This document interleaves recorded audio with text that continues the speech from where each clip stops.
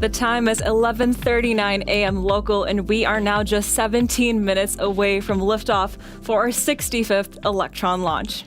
We are back just over 3 weeks from our previous Electron mission from Rocket Lab's Launch Complex 1 on yet another beautiful day on New Zealand's east coast. Good morning and welcome to the launch of our next Electron mission called Full Stream Ahead for real-time space-based intelligence company BlackSky. Thank you for joining us. My name is Prachi Saknani and I am a systems engineer on the Space Systems team. And I'm Hannah Jury and I'm a systems engineer in the Neutron team. We are super excited to be joining you today to send another Electron to space. Today's mission for our customer BlackSky is headed to a 470-kilometre circular low-Earth orbit with Gen-3, a new series of spacecraft that will join their constellation of Earth imaging satellites already on orbit. Some of those satellites were placed there on previous Electron missions, stretching all the way back to 2019, when Electron launches were still in their single digits. Today's mission is our 10th overall launch for BlackSky, with a lineup of more missions scheduled to take place over this year and next to continue building out BlackSky's constellations. Their Gen-3 satellites, including the one going to space today, will be deployed from a Rocket Lab motorized light band, a separation system for satellites that we've provided to BlackSky for each of its launches on Electron. Here's more from BlackSky about their mission. Hindsight is 20/20. Foresight is a superpower. BlackSky. Today, the speed of space-based intelligence meets the urgency of the moment. Unexpected events around the globe suddenly and dynamically alter relationships with allies and adversaries, force rapid national security decisions, and impact the health and safety of entire populations. That's why BlackSky is relied upon to be fast, focused, and flexible. Immediate insights are only possible when monitoring is both very frequent and very fast. Our unconventional satellite orbits and AI-driven automation help you get answers in minutes. It's real-time tactical intelligence that rapidly pinpoints changes, patterns, and anomalies. Intelligence only matters when it's deeply relevant to you. This is the industry's only purpose-built platform for dynamic monitoring, not static mapping.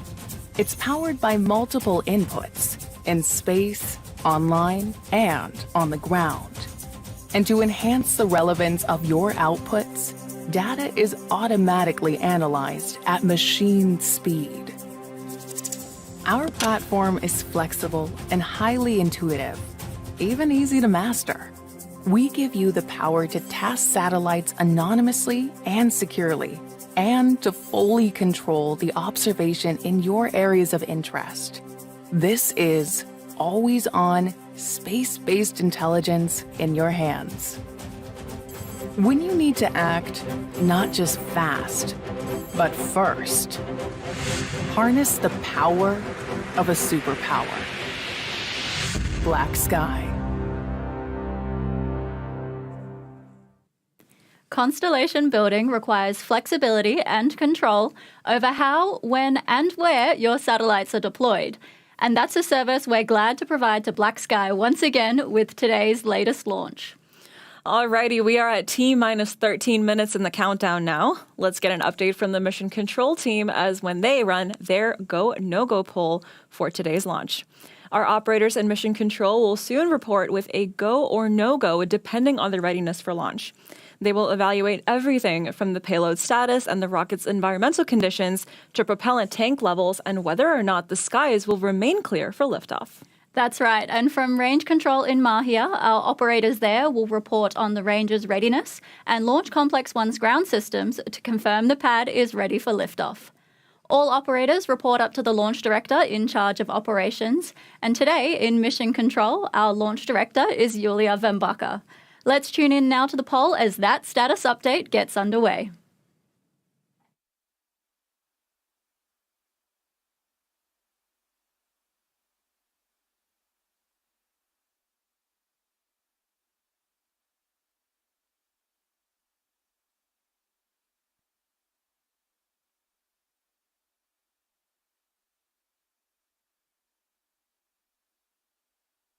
And to all operators, LDL mission code, we are proceeding now with the go-no-go sequence. Stage. Stages go. Avionics. Avionics is go. GNC. GNC is go. Recon. Vcon is go. T1. T1 is go. GC. GC is go. PLS. PLS is go. RSO. RSO is go. MET. MET is go. MM. MM is go. And LD sub. LD sub is go.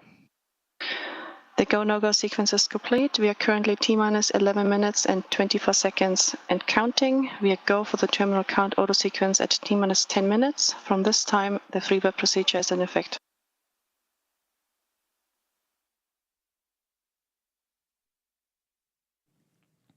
The countdown clock is continuing, and we are go for launch today for our 65th Electron mission. We are at T-minus 11 minutes and counting, squaring us up for a launch attempt right at 11:57 a.m. local time or 11:57 p.m. UTC. Now, if we need to delay for any reason, today's launch window extends until 2 more hours. And without mission a beat, it's full stream ahead for BlackSky's next Data with Destiny. For today's 10th launch for our mission partners, we might be running out of toes, but not out of mission names. Today's launch will deploy another Gen-3 satellite to orbit, which adds another 35-centimeter spatial resolution to BlackSky's imaging capabilities and improves on their already very high-resolution offerings to their customers. It's been quite a ride we've had with BlackSky, and today is no exception as we launch more of their spacecraft to orbit. Speaking of launches, let's take a look at Electron on the pad at LC-1, our workhorse launch vehicle that puts the rocket in Rocket Lab.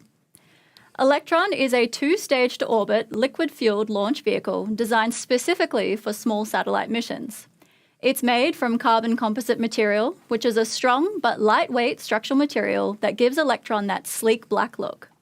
There are 10 Rutherford engines across Electron, 9 engines at the bottom of the first stage, and a 10th with a larger nozzle designed for space on the second stage. All 10 of these Rutherfords are 3D printed and electrically powered by batteries. With a 3D printed combustion chamber, injectors, pumps, and main propellant valves, Rutherford has the most 3D printed components of any rocket engine in the world. That's right. There's also what we call the kick stage, which sits at the top of the rocket within the fairing. This is a stage that deploys the mission satellites to their orbital placement within the constellation. The kick stage is highly precise at delivering satellites to space thanks to its onboard propulsion system called Curie, which has a miniature nozzle that's about the height of a small coffee mug. Curie is highly maneuverable and can deliver satellites to their targeted position within single-digit kilometers, which is just incredible accuracy within the vastness of space when you're moving at more than 28,000 kilometers an hour. The kick stage and Curie engine are so integral to Electron's reliability that we've flown them on all but one Electron launch. Outside of launch, the kick stage has been foundational to the spacecraft family of spacecraft that we build and operate today. A modified version of the kick stage and its propulsion system, known as Hypercurie, were in fact the basis of our spacecraft for a mission we sent all the way to the moon for NASA back in 2022 called Capstone.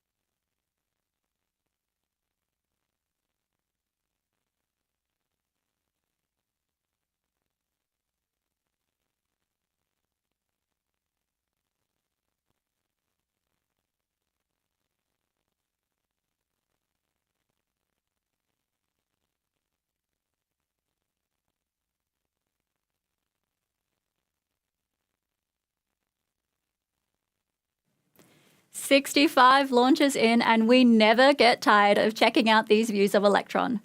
We have now just 7 minutes left on the countdown clock. While we wait, let's check out the progress of our newest launch and landing pad under construction on the opposite side of the world in Virginia.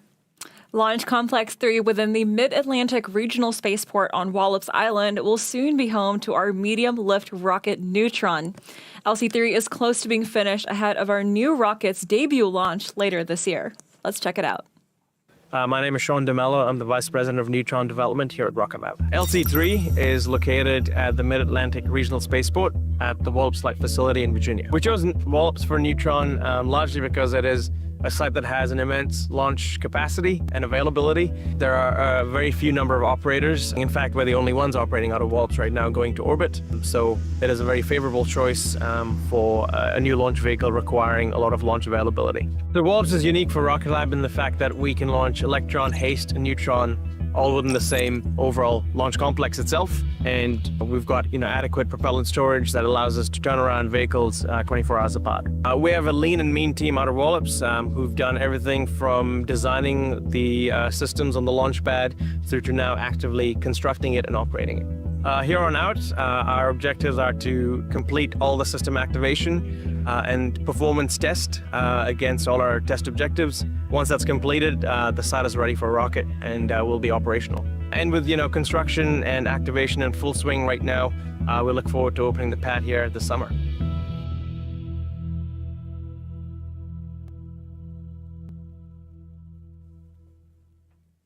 Things are looking great on the Eastern Shore with LC-3, and hopefully you were able to catch that quick view of our second Electron launch site, Launch Complex 2, that sits right next door to Launch Complex 3. I can't wait for the day we have both pads activated and 2 rockets ready to go at the same time from Wallops Island, Virginia. That's the dream. Right now, though, back to New Zealand, where we are getting closer to liftoff with our partners at BlackSky. We are now just in the final moments of the count, with only 5 and a bit minutes remaining until launch. Soon, our launch operators will be checking in with the near final status updates. From T-minus 2 minutes, the first call will be to confirm that Electron is on internal power. This means the rocket is circulating its own power supply instead of drawing from an external source. The call-out also means that Electron's flight computer has taken over the countdown and is handling the final pre-launch procedures, ensuring precise timing and coordination for liftoff right at that T0 mark. The next call-out will be to talk about AFTS, which is our Automated Flight Termination System.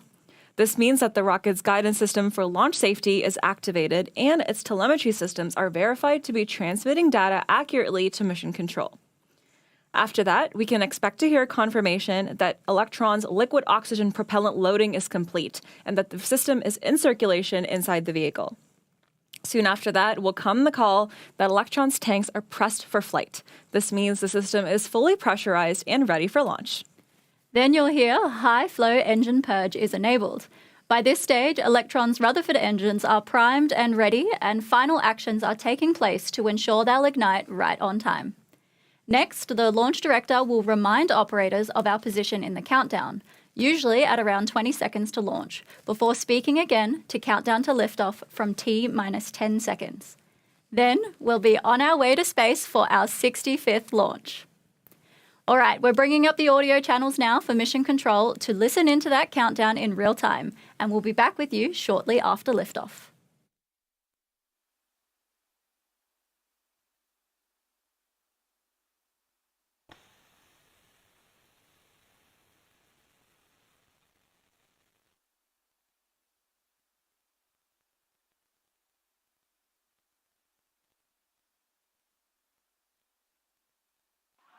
To all operators, LDL mission code. From now on, there should be no red flags on your critical LCCs. Vcon LD on mission code. LD Vcon. Vcon lock the auto sequence and confirm. Auto sequence is locked. And Vcon confirm all flight computer ASCIIs are green. Confirmed. To all operators, we are go for auto sequence start at T-minus 2 minutes. LD is go for launch.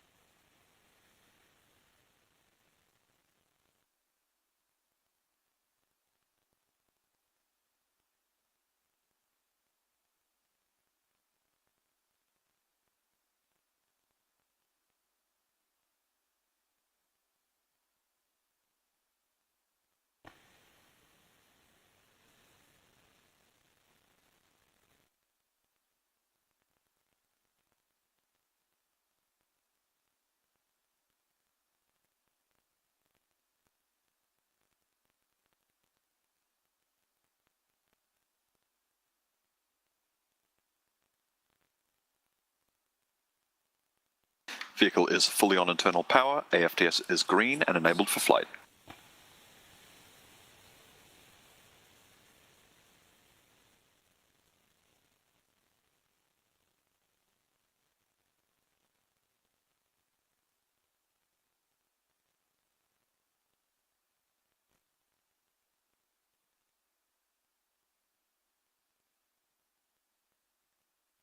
Box load is complete. System is in recirculation.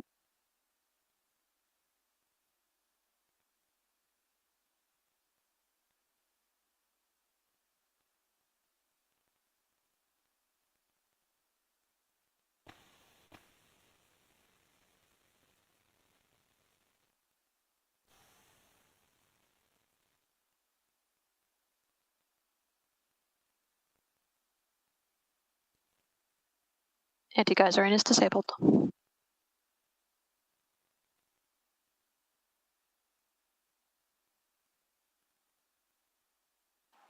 Stage 1 and Stage 2 tanks are pressed for flight. High flow engine purge enabled.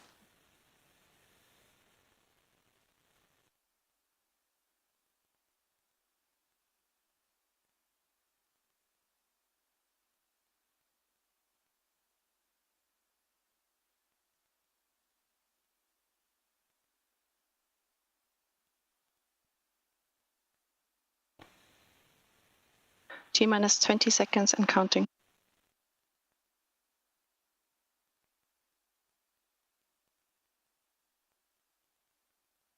Ten, 9, 8, 7, 6, 5, 4, 3, 2, 1.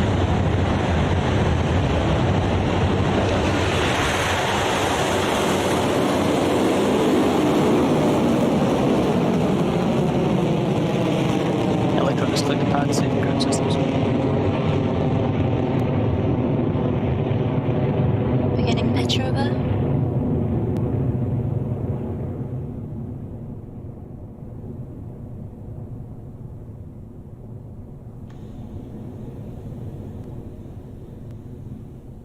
Stage 1 propulsion nominal. Electron is full stream ahead for its 65th launch. Soon we'll be at maximum aerodynamic pressure as Electron continues to accelerate. And that max Q moment will be called out by the launch operators in mission control soon, so let's listen in.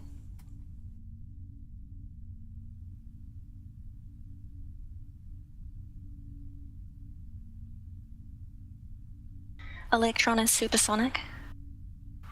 Approaching max Q. High voltage battery discharge nominal.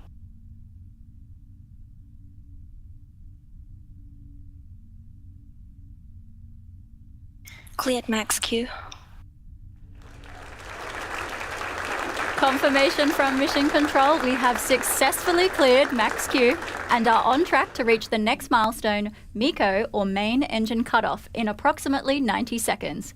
We are now travelling at 2,500 kilometres an hour and have reached an altitude of 22.8 kilometres and climbing. Miko on AOS Electron channel requires station. 3 critical actions to occur. Guidance is nominal. First, the 9 Rutherford engines on the first stage, which are currently powering Electron, will shut down as scheduled. Second, the first stage will disengage and separate from the second stage, falling back to Earth. And then third and finally, the single Rutherford engine on the second stage will ignite and continue to propel Electron on its mission to orbit. Let's listen in for those calls from Mission Control. Stage 1 propulsion holding nominal. Standby for Miko in 30 seconds.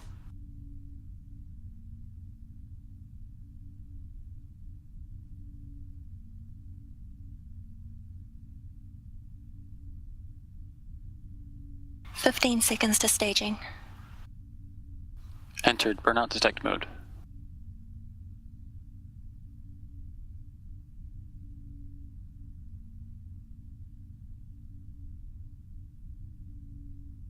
Miko confirmed. Stage separation confirmed. Stage 2 ignition confirmed. Comms are in from Mission Control confirming a successful Miko, Stage SEP and Stage 2 ignition, and everything continues to look nominal for Electron.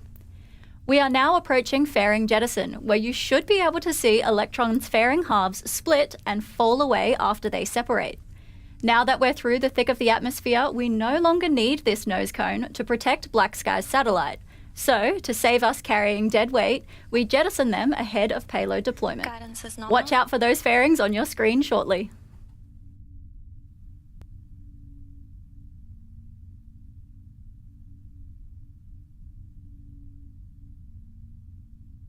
Fairing separation confirmed.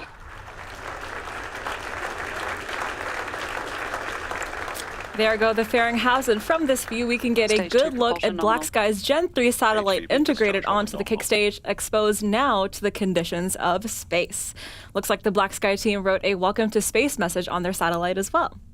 We are now reaching a velocity of over 8,800 kilometers an hour, passing through 138 kilometers in altitude.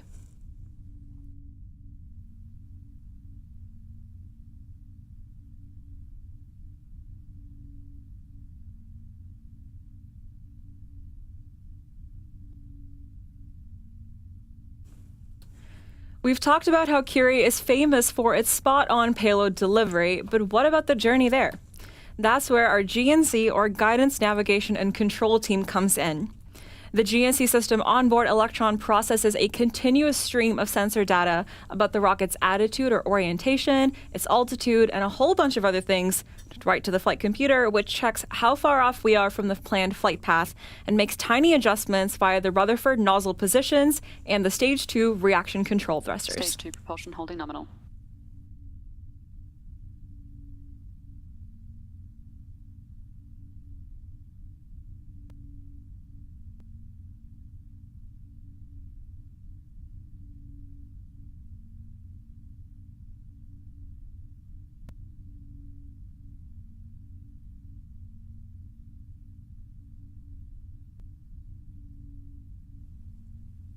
Electron is the pioneer of many firsts, including the first battery-powered rocket engine.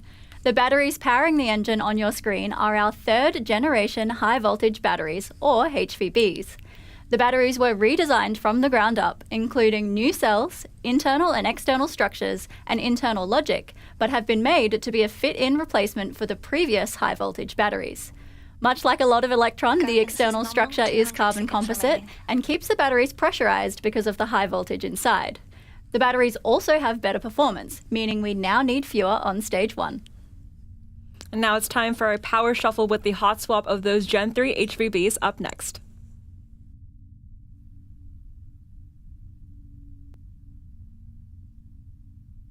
Throttling down. HVB discharge holding nominal, approaching hot swap in roughly 30 seconds.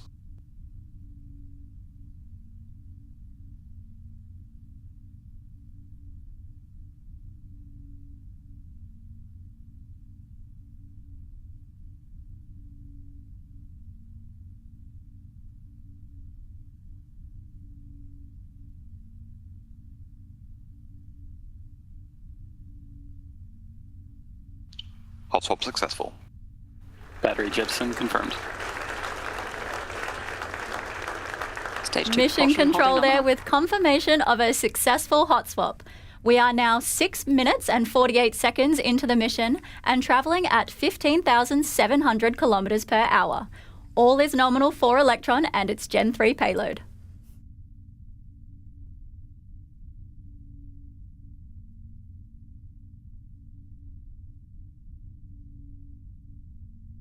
HVB discharge holding nominal.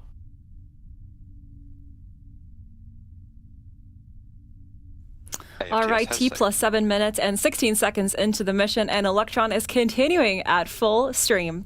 Our stage 2 burn has about 90 seconds remaining, and if you glance over to the right of your screen, we're sitting at about 25% of kerosene and LOX propellant remaining.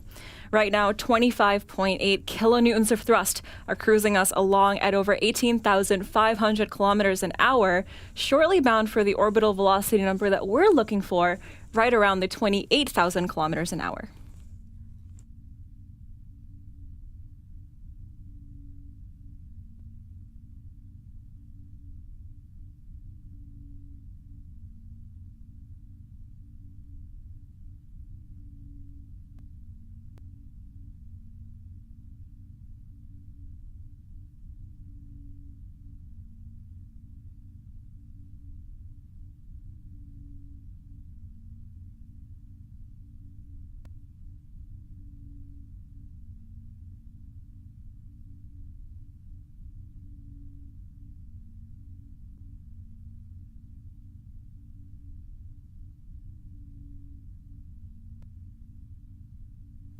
A quick speed and Enter altitude burnout check for the stack mode. mission. We are now reaching 23,000 kilometers per hour with an altitude of 205 kilometers and climbing. That means we're nearing the end of the second stage's journey with second engine cutoff on the horizon. During Seco, the single Rutherford engine will shut down, followed by the separation of the kick stage with its BlackSky payload into a transfer orbit. Let's listen out for that call now.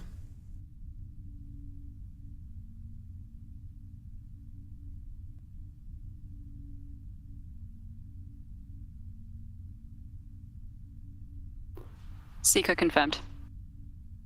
Stage separation confirmed. Nominal transfer orbit achieved. Mission Control has just announced yet another flawless Seco and confirmation that the kick stage has successfully separated and has entered its coast phase around Earth. That was the most energy-consuming part of our launch over with, but we're not done yet. The coast phase will last approximately 40 more minutes or so before the kick stage gets ready to light up its Curie engine and change its trajectory to a circular orbit at 470 kilometers above Earth. For now, we're going to take a quick break while the Curie engine travels around to the other side of the globe. For the next 40 minutes or so, you can track the mission's progress around Earth with this tracking animation. After we return, we'll run you through a little more detail on the innovative Curie engine and its payload deployment for BlackSky's Gen-3 satellite. We'll see you back here shortly.